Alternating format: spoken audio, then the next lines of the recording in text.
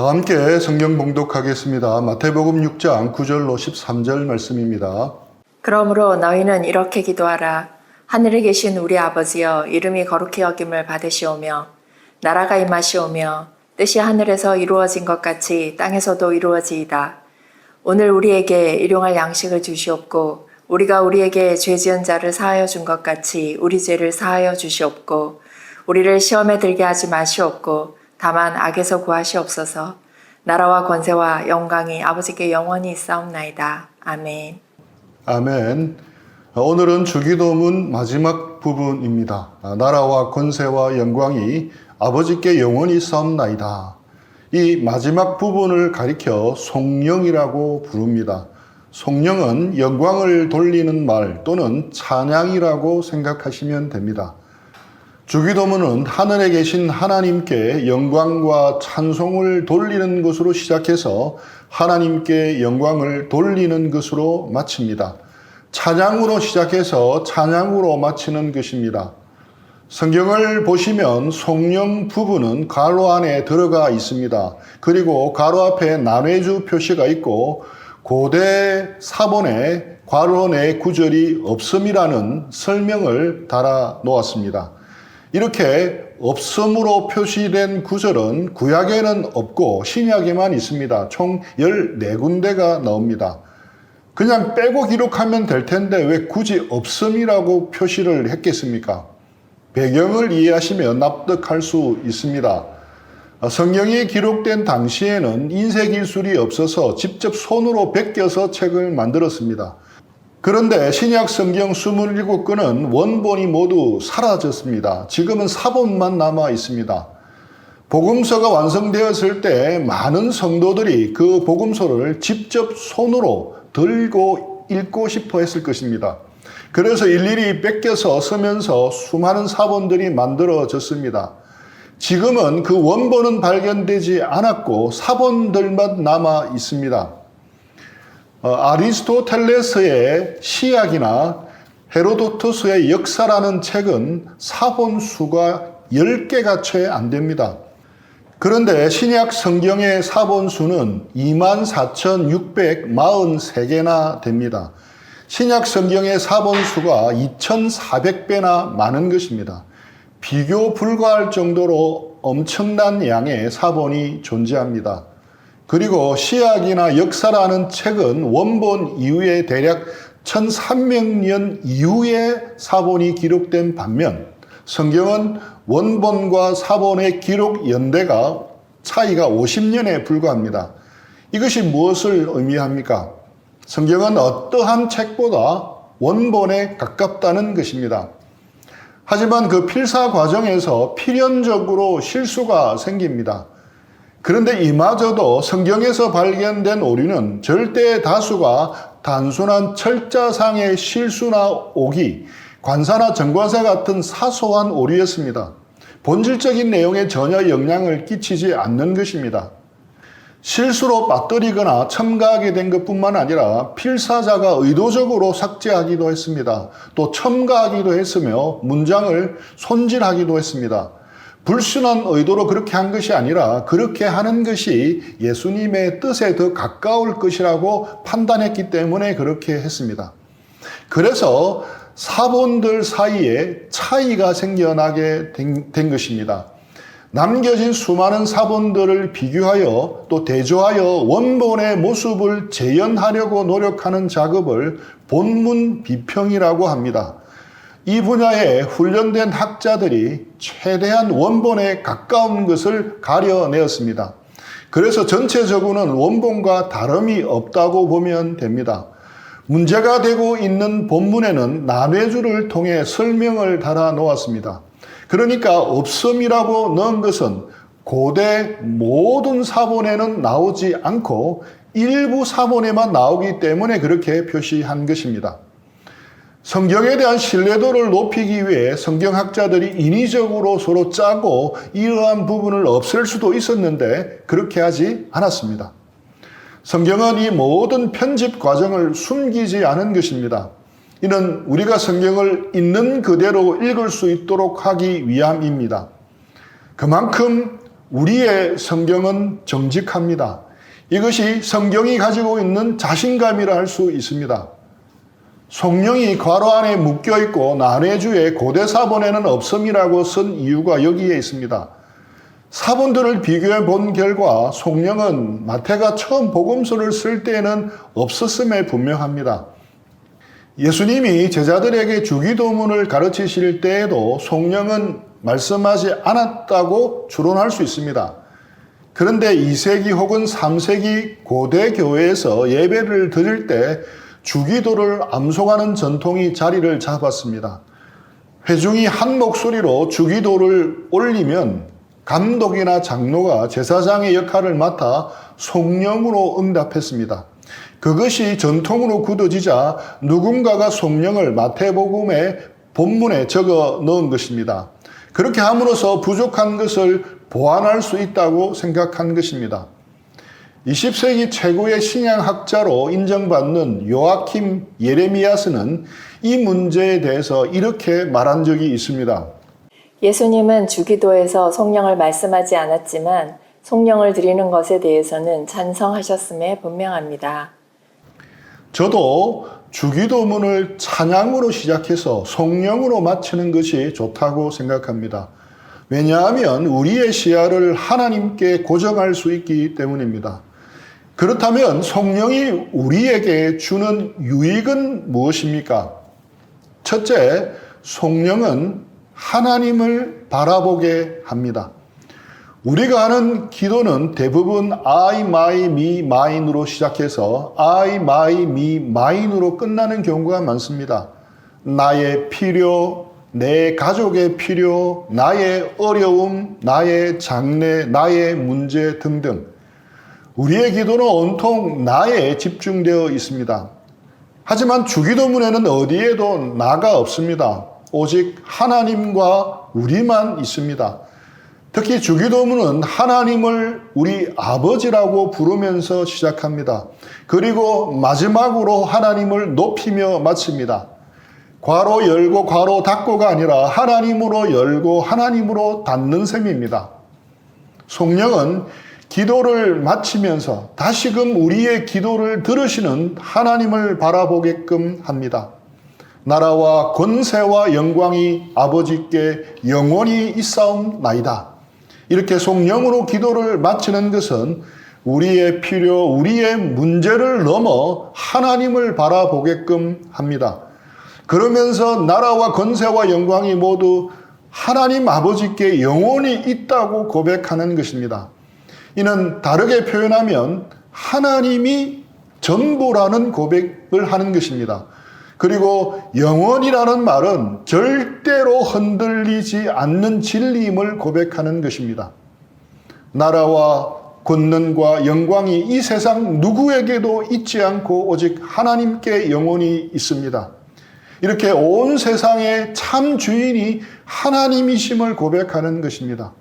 주기도문은 이렇게 찬양으로 마무리됩니다. 성령으로 기도를 마치는 대표적인 예가 시편에 나옵니다. 시편은 총 150편으로 이루어져 있는데 이렇게 긴 시편이 전체적으로 볼 때 찬양으로 마무리가 됩니다. 시편 146편에서 150편의 마지막 시편들은 결말 할렐이라고 부르는데 시편 전체를 마무리하는 성령 역할을 합니다. 즉 모든 기도의 대장정이 찬양으로 마무리되고 있습니다. 시편에는 다양한 기도의 모습이 나옵니다.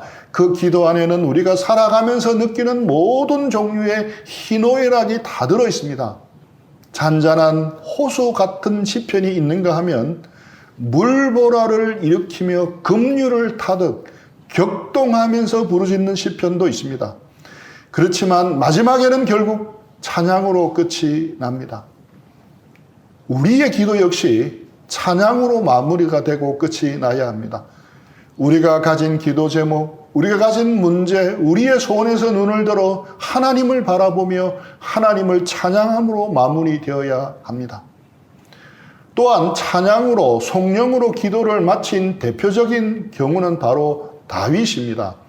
역대상 29장에 다윗이 드린 송령이 나옵니다. 다윗이 성전 건축을 위해 준비한 헌금을 모두 드린 후 온 회중 앞에서 대표로 드린 기도의 마지막 부분입니다. 역대상 29장 11절로 13절입니다. 여호와여, 위대하심과 권능과 영광과 승리와 위엄이 다 주께 속하였사오니 천지에 있는 것이 다 주의 것이로소이다. 여호와여, 주권도 주께 속하였사오니 주는 높으사 만물의 머리이심이니이다. 부와 기가 주께로 말미암고 또 주는 만물의 주제가 되사 손에 권세와 능력이 있사오니 모든 사람을 크게 하심과 강하게 하심이 주의 손에 있나이다. 우리 하나님이여, 이제 우리가 주께 감사하오며 주의 영화로운 이름을 찬양하나이다. 주기도문의 송령과 서로 비교해보면 주기도문의 송령이 다윗이 드린 송령에서 비롯되었다고 느껴질 정도입니다.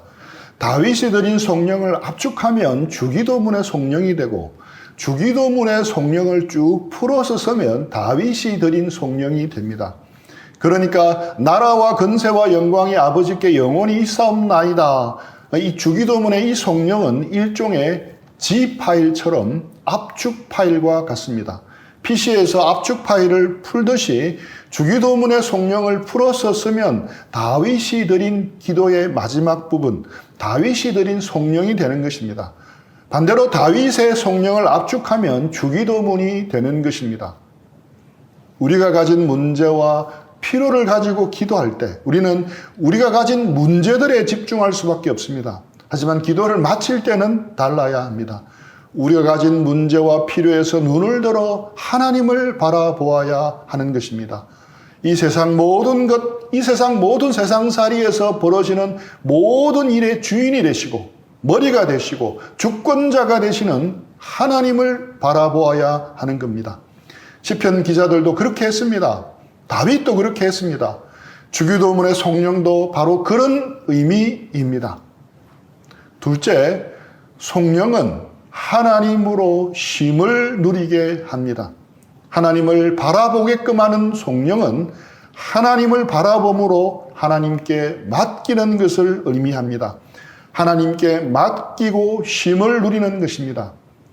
주기도문에 나오는 후반부 세 가지 기도 제목이 무엇입니까? 일용할 양식과 죄사함과 그리고 시험과 악으로부터 보호입니다. 예수님이 이것들을 위해서 기도하라는 말씀은 다르게 표현하면 우리에게 이 기도 제목이 꼭 필요하다는 것입니다. 예수님을 믿어도 우리는 굶주릴 수 있고 가난할 수 있습니다. 때로는 죄를 지을 수도 있습니다. 때로는 악한 마귀의 유혹에 넘어갈 수도 있습니다. 만약 그렇지 않다면 예수님이 이렇게 기도하라고 가르쳐 주지 않았을 것입니다. 예수님을 믿고 따르기만 하면 이 모든 것에서 완전히 벗어나게 된다면 예수님이 굳이 주기도문에서 이렇게 기도하라고 가르쳐 주지 않으셨을 것입니다. 즉, 주기도문은 우리가 이러한 필요와 고통과 유혹이 있을 것이라는 것을 전제하고 있는 것입니다. 그런 상황 속에서 주기도문에서 가르쳐준 기도대로 기도하라는 것입니다. 그런데 그렇게 우리의 필요와 문제를 가지고 기도하더라도 마지막에는 송령으로 마쳐야 한다는 것입니다. 이 송령은 하나님에 대한 우리의 고백입니다. 풀어서 써보면 이런 의미입니다. 하나님 아버지, 우리 눈에는 이 세상의 권력자와 가진 자들이 모든 것을 주관하고 모든 것을 이끌어가는 것처럼 보입니다. 궁핍할 때, 사람들 속에서 어려움과 고통을 겪을 때, 유혹과 시험을 당할 때 세상의 힘과 영향력에 압도되어 버릴 것처럼 느껴집니다. 하지만 세상이 나라와 권세와 영광을 가지고 있지 않다는 것을 고백합니다. 오로지 우리 아버지 하나님만이 나라와 권세와 영광을 다 가지고 계십니다. 그것을 믿고 바라보며 이 기도를 드립니다. 이런 고백이 송령에 포함되어 있는 것입니다. 그러니까 송령은 하나님의 주재권을 인정하는 우리의 신앙 고백인 것입니다. 그렇게 송령으로 고백하고 우리는 우리의 문제와 짐을 주님께 던져버립니다. 베드로전서 5장 7절입니다. 너희 염려를 다 주께 맡기라. 이는 그가 너희를 돌보심이라. 너희 염려를 다 주께 맡기라고 말씀합니다. 그러면서 그 이유를 천명합니다. 하나님이 돌보시기 때문이라고 합니다. 나라와 권세와 영광을 모두 가지신 하나님이 우리를 돌보시기 때문입니다. 영어 성경을 보면 Cast all your anxiety on him 이라고 되어 있습니다. Cast, 던져버려라. 너의 모든 염려를 주님께 던져버리라. 이렇게 되어 있습니다. 성령은 우리가 가진 염려와 문제를 하나님께 던져버렸다는 것을 다시 확인하고 선포하는 것입니다. 마치 재판장에서 판사가 선고를 내린 뒤에 의사봉을 3번 두드린 것과 마찬가지입니다. 나라와 권세와 영광이 아버지께 영원히 있사옵나이다. 땅, 땅, 땅. 나라와 권세와 영광을 영원히 가지신 아버지께 맡기고 던져버렸기에 주님이 그 짐을 지시고 우리는 쉬겠다는 의미입니다. 하나님께 맡기고 던졌으니 이제 하나님 책임입니다. 하나님을 바라봄으로 염려를 거치고 안식을 누리겠습니다. 이런 의미가 포함되어 있는 것입니다. 그래서 칼빈은 주기도문의 성령을 가리켜 든든하고 평온한 믿음의 안식이라고 불렀습니다. 그러니까 성령이 가진 유익은 첫째, 하나님을 바라보는 것이고 둘째, 하나님을 바라봄으로 쉼을 누리는 것입니다. 하나님을 바라봄으로 쉼을 누린 사람, 새롭게 된 사람의 대표적인 예가 있습니다. 바로 이사야 선지자입니다. 이사야 6장은 우리가 익히 잘 알고 있는 장입니다. 어떤 사건이 나옵니까? 잘 알고 있는 부분이 바로 8절입니다. 내가 또 주의 목소리를 들으니 주께서 이르시되 내가 누구를 보내며 누가 우리를 위하여 갈꼬 하시니 그때에 내가 이르되 내가 여기 있나이다 나를 보내소서 하였더니 이사야 선지자가 소명을 다시금 확인하는 장면입니다. 그런데 많은 경우 이 사건만 알지 그 사건이 일어난 배경에 대해서는 잘 알지를 못합니다. 이사야 6장 1절입니다. 우시야 왕이 죽던 해에 내가 본즉 주께서 높이 들린 보좌에 앉으셨는데 그의 옷자락은 성전에 가득하였고 이사야 6장은 우시야 왕이 죽던 해라고 시작합니다. 이사야 6장을 이해하고 이사야 선지자를 이해하는데 중요한 정보가 여기에 담겨 있습니다. 우시야는 나이 16세에 남유다의 왕으로 등극합니다. 그리고 예루살렘에서 52년간을 다스렸습니다. 우시야 왕은 참으로 위대한 왕이었습니다. 우리나라와 비교한다면 고구려 시대 광개토 대왕과 장수왕을 합쳐놓은 만큼 위대한 왕이었습니다. 조선시대라면 세종대왕과 정조대왕을 합쳐놓은 것만큼 위대한 왕이었습니다. 쇠퇴해 가던 남유다를 다시 일으켜 세웠습니다. 역대하 26장에는 그의 업적이 잘 기록되어 있습니다. 우시야는 예루살렘 성을 견고히 하였습니다. 국방을 강화하고 군사력을 키웠습니다. 심지어 무기를 연구하는 연구소도 만들어 신무기를 연구하고 개발하기도 했습니다. 이러한 힘을 바탕으로 블레셋 땅을 점령하여 영토를 확장하였습니다. 암몬으로부터 조공을 받았고 애굽의 변방까지 그의 영향력이 미쳤습니다. 그는 정치적으로 군사적으로도 강한 유다 왕국을 건설하였습니다. 뿐만 아니라 민생도 잘 챙겼습니다. 경제 발전도 이루어내었습니다. 황무지에 물웅덩이를 많이 만들고 망대를 세워 개간을 했습니다. 산과 들을 비옥한 농토로 만들었습니다. 고원과 평지에는 가축을 많이 길렀습니다. 또 농경지를 체계적으로 관리해서 잘 운영되도록 했습니다. 거의 완벽에 가까운 다스림이었습니다. 그러던 그가 교만해서 큰 악을 저지르게 됩니다.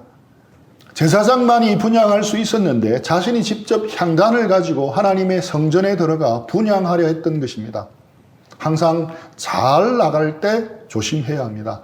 넘지 말아야 할 선을 넘어버린 것입니다.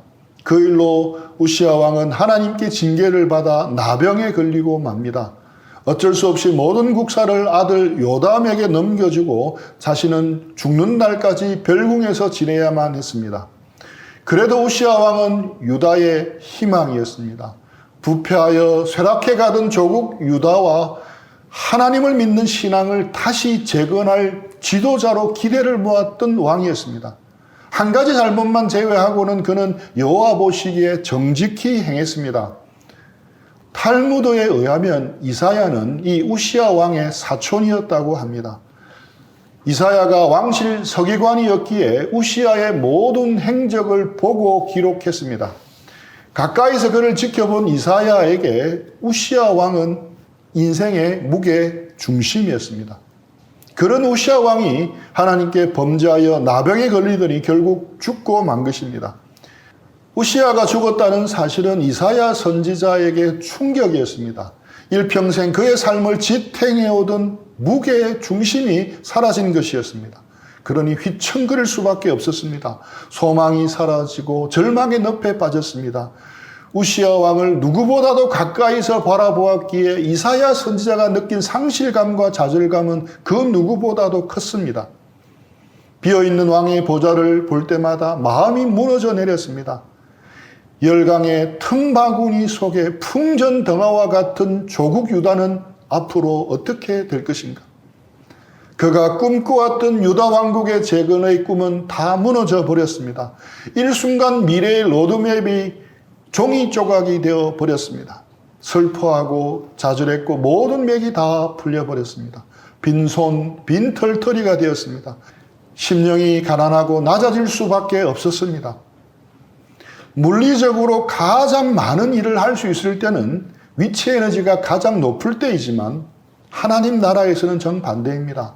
가장 낮은 위치로 있을 때, 위치 에너지가 가장 낮을 때 가장 많은 일을 할 수 있습니다. 왜냐하면 그때가 하나님이 일하시는 때이기 때문입니다. 하나님이 절망하고 있던 이사야에게 역사하십니다. 하나님은 제일 먼저 이사야의 눈을 들게 만듭니다. 그동안 눈을 들어 우시야 왕의 보좌만 바라보았는데 이제는 그보다 더 높이 눈을 들게 하셨습니다. 우시야 왕의 빈 보좌를 넘어 하나님의 보좌를 바라보게 해주셨습니다. 우시야 왕의 보좌만 바라보았던 그에게 비로소 하나님의 보좌를 보게 해주신 것입니다. 이것이 이사야의 삶의 전환점이 되었습니다. 이사야가 성전에서 본 것이 무엇입니까? 하나님의 충만한 임재였습니다. 높이 들린 보좌에 앉으신 하나님을 보았습니다. 오늘 주기도문에 나오는 언어로 표현하자면 나라와 권세와 영광이 아버지께 영원히 있는 것을 보았습니다. 하나님의 옷자락은 성전에 가득했습니다. 6날개를 가진 서랍들이 거룩하다 거룩하다 거룩하다 만군의 여호와여 그의 영광이 온 땅에 충만하도다 라고 찬송했습니다. 그로 인해서 문지방터가 요동하며 성전에는 연기로 충만했습니다. 하나님의 임재를 경험한 것입니다. 나라와 권세와 영광을 가지신 하나님을 경험한 것이었습니다.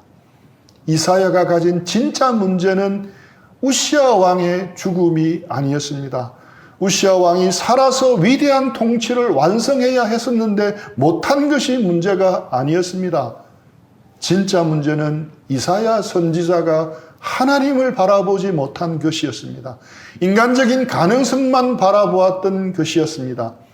그의 머릿속에 그려진 유다 재건의 로드맵만 바라보았던 것이었습니다. 이것이 이사야가 가진 진짜 문제였습니다. 우리의 삶도 언제나 문제투성입니다. 문제와 문제의 연속입니다. 힘들게 하나의 문제가 해결되어 숨을 돌릴만 하면 또 다른 문제가 찾아옵니다. 제가 살아보니 이것이 인생입니다. 여기도 문제, 저기도 문제. 그러니까 문제만 바라보면 평생 문제 속에서 살 수밖에 없는 것이 인생입니다. 이럴 때 우리는 하나님을 바라보아야 합니다. 나라와 권세와 영광을 영원히 가지신 아버지 하나님을 바라보아야 합니다. 그리고 그 하나님께 우리의 무게 중심을 옮겨야 합니다. 우리가 하나님으로 무게 중심을 잡으면 어떤 일이 벌어집니까? 오뚜기가 됩니다. 무게중심을 잡은 오뚜기가 됩니다.